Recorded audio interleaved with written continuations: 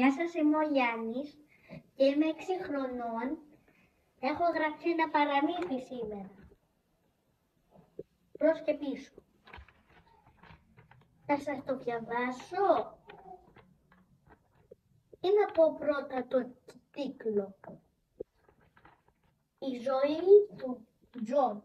Κάθε μέρα ξυπνάω πρώτος γιατί μου αρέσει να πάω σχολείο. Λέω στον μπαμπά και στη μαμά, ξύπνα, ξύπνα, για να με πάνε σχολείο. Όταν φεύγω από το σχολείο, κάνω το αγαπημένο μου πράγμα.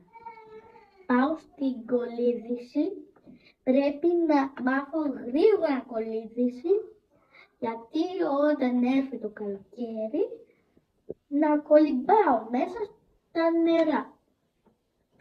Και μετά σπροχνόμαστε για το λεωφορείο να πάμε γρήγορα στο ποδόσφαιρο.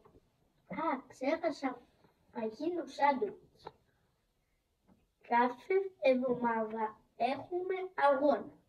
Κάθε φορά δεν κερδίζει η ομάδα μας, όπως 2-1, 6-2, 7-5, 4-3 και πολλά άλλα.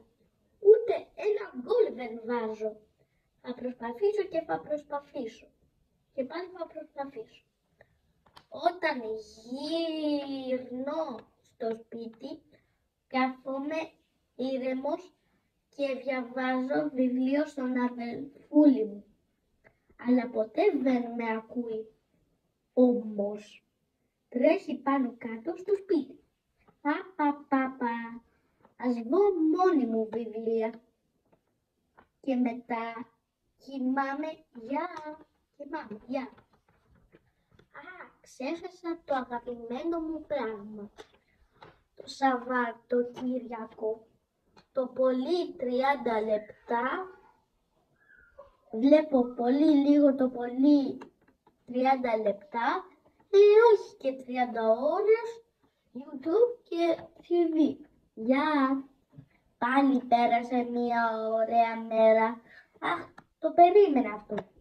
Σας άρεσε το παραμύθι? Μύφι, το κουκί και το ρεβίφι. Γεια! Όνομα Τζον ή αλλιώς Γιάννης. Γεια!